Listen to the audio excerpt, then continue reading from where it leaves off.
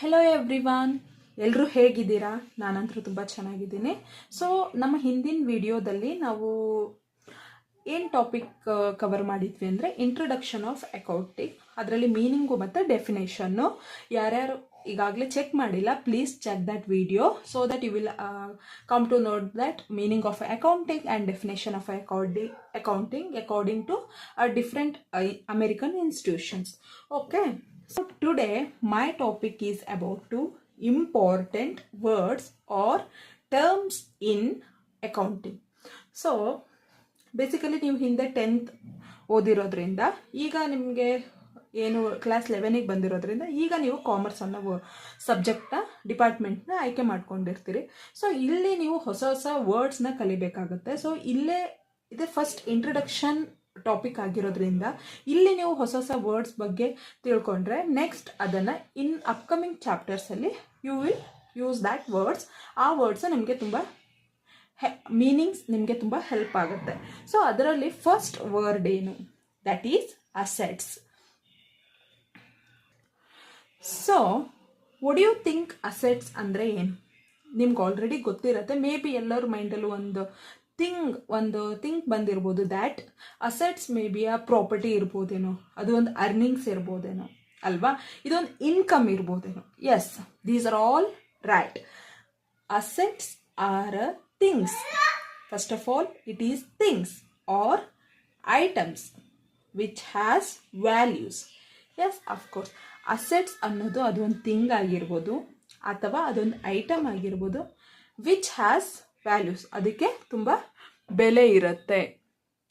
Firm uses these things R items in its daily actions R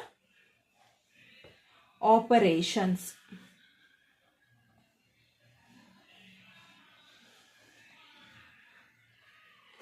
ಯಾವುದೋ ಒಂದು business ತನ್ನ daily ಆಪ್ರೇಷನ್ಸಲ್ಲಿ ತನ್ನ ಅಸೆಟ್ಸ್ನ ಯೂಟಿಲೈಸ್ ಮಾಡ್ಕೊಳ್ಳುತ್ತೆ.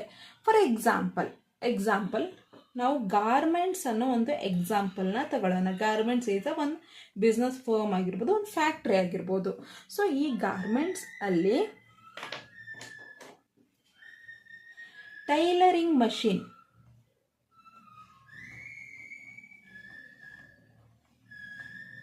ಹೌದಾ?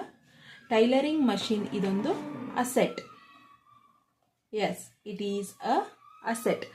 ಈ ಮಷೀನ್ನಿಂದ ನಾವು ಇದನ್ನು ಸೆಲ್ ಮಾಡು ಕೂಡ ನಾವು ಅರ್ನಿಂಗ್ಸ್ ಮಾಡ್ಕೊಳ್ಬೋದು.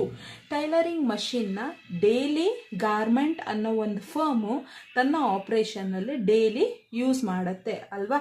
ಗಾರ್ಮೆಂಟ್ಸಲ್ಲಿ ಟೈಲರಿಂಗ್ ಮಷೀನ್ ತುಂಬ ಇಂಪಾರ್ಟೆಂಟ್ ರೋಲ್ನ ಪ್ಲೇ ಮಾಡುತ್ತೆ. ಸೊ ಈ ಮಷೀನ್ ಮೂಲಕನೇ ಅವರು ಎಷ್ಟೊಂದು ಕ್ಲಾತ್ಸ್ನ ಡಿಸೈನ್ ಮಾಡ್ತಾರೆ. So tailoring machine is a asset. So ನಿಮ್ಗೆ ಅಸೆಟ್ ಅಂದರೆ ಏನಂತ ಅರ್ಥ ಆಯಿತು ಅಂತ ಅಂದ್ಕೊಳ್ತೀರಿ. For example, in a business firm, furniture ಇದು ಒಂದು ಅಸೆಟ್, ಕ್ಯಾಶ್ ಇದು ಒಂದು ಅಸೆಟ್, ಆ್ಯಂಡ್ ಬಿಲ್ಡಿಂಗ್, ಅದರ ಬಿಲ್ಡಿಂಗು ಕೂಡ ಅದಕ್ಕೆ ಅಸೆಟ್ ಅಲ್ವಾ. So these are all asset for the business. So asset ಅಂದರೆ ಏನಂತ ಅರ್ಥ ಆಯಿತು ಅನ್ಸುತ್ತೆ ನಿಮಗೆ. ಅಸೆಟ್ಸ್ ಅಲ್ಲಿ ಟೈಪ್ಸ್ ಇದೆ. ಅದರಲ್ಲಿ first one is current asset, second one is non current asset. ಹಾಗಿದ್ರೆ ಕರೆಂಟ್ ಅಸೆಟ್ ಅಂದರೆ ಏನು? ಕರೆಂಟ್ ಅಸೆಟ್ ಅಂದರೆ that asset which is easily convertible into a cash within a very short period. ಅಂದರೆ ಯಾವುದೇ ಒಂದು ಕಡಿಮೆ ಸಮಯದಲ್ಲಿ ಅದನ್ನು ಕ್ಯಾಶ್ ಆಗಿ ನಾವು ಪರಿವರ್ತಿಸ್ಕೊಳ್ಬೋದು. ಫಾರ್ ಎಕ್ಸಾಂಪಲ್, ನಮ್ಮ ಹತ್ರ ರೆಡಿ ಕ್ಯಾಶ್ ಇದ್ರೆ ಅದು ಒಂದು ನಮ್ಮ ಕರೆಂಟ್ ಅಸೆಟ್ ಆಗತ್ತೆ. ಅಥವಾ ಬ್ಯಾಂಕ್ ಬ್ಯಾಲೆನ್ಸ್ ಅಲ್ವಾ, ಬ್ಯಾಂಕ್ ಬ್ಯಾಲೆನ್ಸು ಕೂಡ ನಮ್ಮ ಕರೆಂಟ್ ಅಸೆಟ್ ಆಗತ್ತೆ. ಹಾಗಿದ್ರೆ ನಾನ್ ಕರೆಂಟ್ ಅಸೆಟ್ ಅಂದರೆ ಏನು? ನಾನ್ ಕರೆಂಟ್ ಅಸೆಟ್ಗೆ ಎಕ್ಸಾಂಪಲ್ಸ್ ಏನು? ನಾನ್ ಕರೆಂಟ್ ಅಸೆಟ್ಗೆ ಎಕ್ಸಾಂಪಲ್ ಅಂದರೆ these are the asset which we can't be easily convertible into cash within a very short period. ಅಂದರೆ ಇದು ತುಂಬ ಲಾಂಗ್ ಪೀರಿಯಡ್ನ ಪಡ್ಕೊಳ್ಳುತ್ತೆ. For what? For converting into a cash. Example ಏನಪ್ಪ ಅಂದರೆ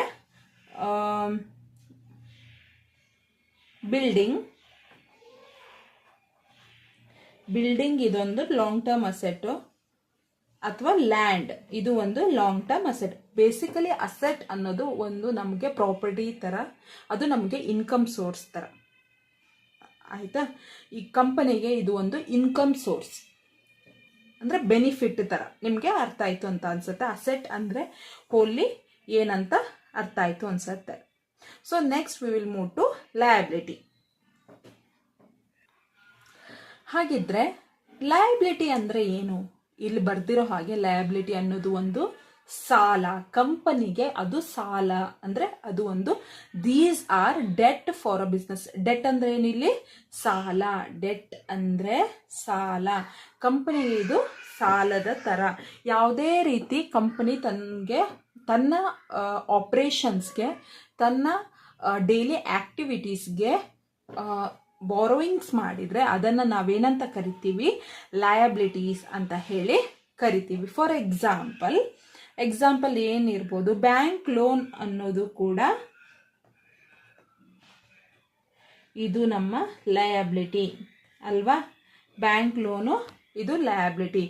public ಇಂದ ಏನಾದರೂ ಇನ್ವೆಸ್ಟ್ಮೆಂಟ್ನ ತಗೊಂಡ್ರು ಕೂಡ ಅದು ಕಂಪನಿಗೇನೋ ಲಯಬಿಲಿಟಿ. ಪಬ್ಲಿಕ್ ಅಂದರೆ ಸಾರ್ವಜನಿಕರಿಂದ ಯಾವುದೇ ರೀತಿ ಇನ್ವೆಸ್ಟ್ಮೆಂಟ್ ತಗೊಂಡ್ರು ಕೂಡ ಅದನ್ನು ಏನಂತ ಕರೀತಾರೆ? ಲಯಬಿಲಿಟಿ ಅಂತ ಹೇಳಿ ಕರೀತಾರೆ. ಲಯಬಿಲಿಟಿ ಅನ್ನೋದು ಹೋಲ್ಸೇಲ್ ಆಗಿ ಇದು ಒಂದು ಕಂಪನಿಗೆ ಅಥವಾ ಆರ್ಗನೈಸೇಷನ್ಗೆ ಇದು ಸಾಲ. ನಿಮಗೆ ಲಯಬಿಲಿಟಿ ಅಂದ್ರೆ ಏನಂತ ಅರ್ಥ ಆಗಿರುತ್ತೆ ಅನ್ಸುತ್ತೆ. ಸೊ ನಮ್ಮ ನೆಕ್ಸ್ಟ್ ವರ್ಡ್ ಬಂದ್ಬಿಟ್ಟು ಕ್ಯಾಪಿಟಲ್. ಸೊ ನಿಮಗೆ ಕ್ಯಾಪಿಟಲ್ ಅಂದ್ರೆ ಏನಂತ ನಾರ್ಮಲಿ ಗೊತ್ತಾಗಿರುತ್ತೆ. ಅಮೌಂಟ್, ಅದು ಒಂದು amount which is invested by owner ಏನು ಇನ್ವೆಸ್ಟ್ಮೆಂಟ್ ಮಾಡಿರ್ತಾರೋ ಕಂಪನಿಗೆ, ಅವರ ಬಿಸ್ನೆಸ್ಗೆ, ಅದನ್ನ ಏನಂತ ಕರೀತಾರೆ? ಕ್ಯಾಪಿಟಲ್. ಬಂಡವಾಳ ಅಂತ ಹೇಳ್ತಾರೆ. ಕನ್ನಡದಲ್ಲಿ ಏನಂತ ಕರೀತಾರೆ? ಬಂಡವಾಳ ಅಂತ ಕರೀತಾರೆ. ನಾವೇನು ಬಂಡವಾಳ ಇನ್ವೆಸ್ಟ್ಮೆಂಟ್ ಮಾಡಿರ್ತೀವಿ ಬಿಸ್ನೆಸ್ಗೆ, ಅದನ್ನ ಕ್ಯಾಪಿಟಲ್ ಅಂತ ಕರಿತೀವಿ. ಸೊ ಈ capital always debt for a company. Debt ಅಂದ್ರೆ ಏನು? ನಾವು ಆಲ್ರೆಡಿ ಹಿಂದೆ ಲಯಬಿಲಿಟಿ ವರ್ಡ್ನ ಎಕ್ಸ್ಪ್ಲೇನ್ ಮಾಡ್ಬೇಕಾದ್ರೆ ಹೇಳಿದೆ. ಡೆಟ್ ಅಂದರೆ ಇದು ಒಂದು ಸಾಲ. ಇದು ಕಂಪನಿಗೆ, ಕ್ಯಾಪಿಟಲ್ ಯಾವಾಗಲೂ ಕಂಪನಿಗೆ ಸಾಲವಾಗಿರುತ್ತೆ. ಬಿಸ್ನೆಸ್ಗೆ ಯಾವಾಗಲೂ ಇದು ಕ್ಯಾಪಿಟಲ್ ಅನ್ನೋದು ಸಾಲವಾಗಿರುತ್ತೆ. ಬಿಕಾಸ್ ಇದನ್ನು ಯಾರು ಇನ್ವೆಸ್ಟ್ಮೆಂಟ್ ಮಾಡಿರ್ತಾರೆ? ಓನರ್ ಇನ್ವೆಸ್ಟ್ಮೆಂಟ್ ಮಾಡಿರ್ತಾರೆ. ಬಿಸ್ನೆಸ್ ಯಾವಾಗಲೂ ಅದನ್ನು ರೀಪೇ ಮಾಡಬೇಕಾಗತ್ತೆ. ಸೊ ಇದು ಕಂಪನಿಗೆ ಲಯಬಿಲಿಟಿ ಸೈಡ್. ಇದು ಲಯಬಿಲಿಟಿ ಸೈಡ್, ಬ್ಯಾಲೆನ್ಸ್ ಶೀಟಿನ ಲಯಬಿಲಿಟಿ ಸೈಡಲ್ಲಿ ಕ್ಯಾಪಿಟಲ್ ಬರುತ್ತೆ. ಸೊ ಕ್ಯಾಪಿಟಲ್ ಅಂದರೆ ಇದು ಒಂದು amount which is invested by owner. It is always debt for a company which is appear in liability side of balance sheet. Next word ಬಂದ್ಬಿಟ್ಟು drawings. So ನಾವು drawings ಅಂತ ಎಲ್ಲರೂ ಕೇಳಿದ್ದೀರಾ? ಮೇ ಬಿ ಕೇಳಿರ್ಬೋದು. ಅದು ಬ್ಯಾಂಕಲ್ಲಿ ಅನಿಸುತ್ತೆ ವಿಡ್ರಾ ಮಾಡೋದು, ಮನಿ ವಿಡ್ರಾ ಮಾಡ್ಕೊಬನ್ನಿ ಅಂತ ಏನು ಈ ಥರ ಸೆಂಟೆನ್ಸಸ್, ಈ ಥರ ವರ್ಡ್ಸ್ನ ನೀವು ಬ್ಯಾಂಕಲ್ಲಿ ಕೇಳಿರ್ತೀರ. ಸೊ ಅದೇ ರೀತಿ ಸೇಮು ಡ್ರಾಯಿಂಗ್ಸ್ ಅಂದರೆ ವಿತ್ ಡ್ರಾ ಮಾಡೋದು. ಬಟ್ ಇಲ್ಲಿ ಯಾರು ವಿತ್ ಡ್ರಾ ಮಾಡ್ತಾರೆ?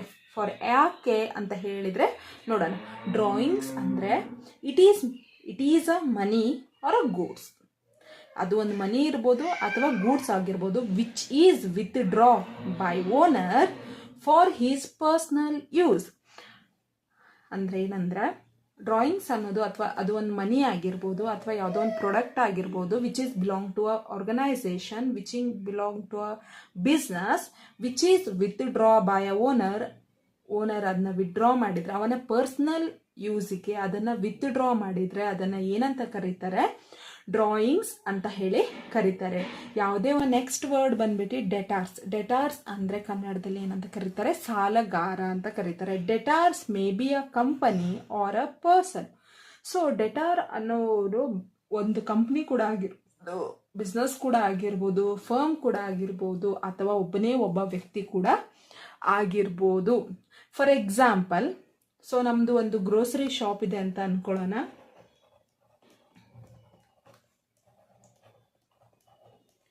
ಸೊ ಅಲ್ಲಿ ನಾವು ಒಬ್ಬ ವ್ಯಕ್ತಿಗೆ, ಎ ಅನ್ನೋ ವ್ಯಕ್ತಿಗೆ, ಪರ್ಸನ್ಗೆ ಗ್ರೋಸರಿ ಶಾಪಲ್ಲಿ ಎ ಅನ್ನೋ ಪರ್ಸನ್ಗೆ ನಾನು ಒಂದಿಷ್ಟು 20,000 ರೂಪಾಯಿಗಳ ವರ್ತ್ ಗೂಡ್ಸ್ನ ಕೊಡ್ತೀನಿ. ಗೂಡ್ಸ್ ಇಲ್ಲಿ ಏನು ಗೂಡ್ಸ್ ಆಗಿರ್ಬೋದು, ಏನಾದ್ರು ಗ್ರೋಸರಿ ಐಟಮ್ಸ್. ಇಲ್ಲಿ ಗೂಡ್ಸ್ ಅನ್ನೋ ಬದಲು ಗ್ರೋಸರಿ ಐಟಮ್ಸ್ ಅಂದರೆ ತಗೊಂಡ್ರೆ ಒಳ್ಳೆಯದು. ಗ್ರೋಸರಿ ಐಟಮ್ಸ್ನ ನಾನು ಎ ಅನ್ನೋ ವ್ಯಕ್ತಿಗೆ 20,000 ವರ್ತ್ ರುಪೀಸ್ ಕೊಡ್ತೇನೆ. But he said I will give you after some days. ಈ ಅಮೌಂಟ್ನ ನನಗೇನಂತಾನೆ ಈ 20,000ನ ಇನ್ನೂ ಒಂದು 10 ದಿನ ಬಿಟ್ಟು ಕೊಡ್ತೀನಿ ಆ ಥರ ಅಂತ ಹೇಳ್ತಾನೆ. ಸೊ ಆವಾಗ ಎ ಅನ್ನೋ ವ್ಯಕ್ತಿ ಏನಾಗ್ತಾನೆ, ಡೆಟಾರ್ ಆಗಿ ನಮ್ಮ ಕಂಪನಿಗೆ ಇವನು ಒಬ್ಬ ಡೆಟಾರ್ ಆಗ್ತಾನೆ. ಎ ಅನ್ನೋ ವ್ಯಕ್ತಿ ನಮ್ಮ ಕಂಪನಿಗೆ ಇವನು ಡೆಟಾರ್ ಆಗ್ತಾನೆ. ಏನಾಗ್ತಾನೆ, ಸಾಲಗಾರ. ಇವನು ನಮ್ಮ ಕಂಪನಿಗೆ, ನಮ್ಮ ಆರ್ಗನೈಸೇಷನ್ಗೆ, ನಮ್ಮ ಗ್ರೋಸರಿ ಶಾಪ್ಗೆ ಇವನು ಒಬ್ಬ ಸಾಲಗಾರ ಆಗ್ತಾನೆ. ಬಿಕಾಸ್ ಅವನು ನಮ್ಮಿಂದ ಗ್ರೋಸರಿ ಐಟಮ್ನ ಕ್ರೆಡಿಟ್ ಬೇಸ್ ಮೇಲೆ ತಗೊಂಡಿದ್ದಾನೆ. ಇಮ್ಮಿಡಿಯೇಟ್ ನಮಗೆ ಹಣವನ್ನು ಕೊಡಲಿಲ್ಲ. ಅದಕ್ಕೆ ಇವನು ಎ ಅನ್ನೋನು ನಮಗೆ ಡೆಟಾರ್ ಆಗಿರ್ತಾನೆ. ಸೊ ನಮ್ಮ ನೆಕ್ಸ್ಟ್ ವರ್ಡ್ ಬಂದ್ಬಿಟ್ಟು ಕ್ರೆಡಿಟಾರ್, ಸಾಲ ಕೊಡುವವನು. ಸೇಮ್ ಡೆಡ್ ಅಪೋಸಿಟ್ ಟು ಡೆಟಾರ್. ಡೆಟಾರ್ ವ್ಯಕ್ತಿ ನನಗೆ 20,000 ರೂಪಾಯಿ ಸಾಲ ಕೊಟ್ಟಿದ್ದಾನೆ. ಸೊ ಈ ಏನೋ ವ್ಯಕ್ತಿ ಏನಾಗ್ತಾರೆ, ಸನ್ರಿ ಕ್ರೆಡಿಟಾರ್.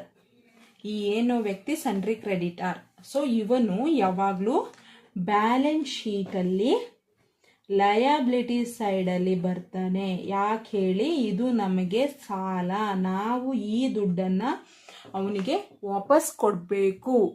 ಈ ದುಡ್ಡನ್ನು 20,000 ರೂಪಾಯಿಯನ್ನು ಏನೋ ವ್ಯಕ್ತಿಗೆ, ಸನ್ರಿ ಕ್ರೆಡಿಟರ್ಗೆ ನಾವು ಸಾಲದ ರೂಪದಲ್ಲಿ ವಾಪಸ್ ಕೊಡಬೇಕು. ಯಾಕಂದರೆ ನಾವು ಇವನ ಹತ್ರ ಸಾಲ ತಗೊಂಡಿರ್ತೀವಿ. ಸೊ ಅದಕ್ಕೆ ಇವನು ನಮಗೆ ಸನ್ರಿ ಕ್ರೆಡಿಟರ್ ಆಗ್ತಾನೆ. ಸೊ ಇವತ್ತಿನ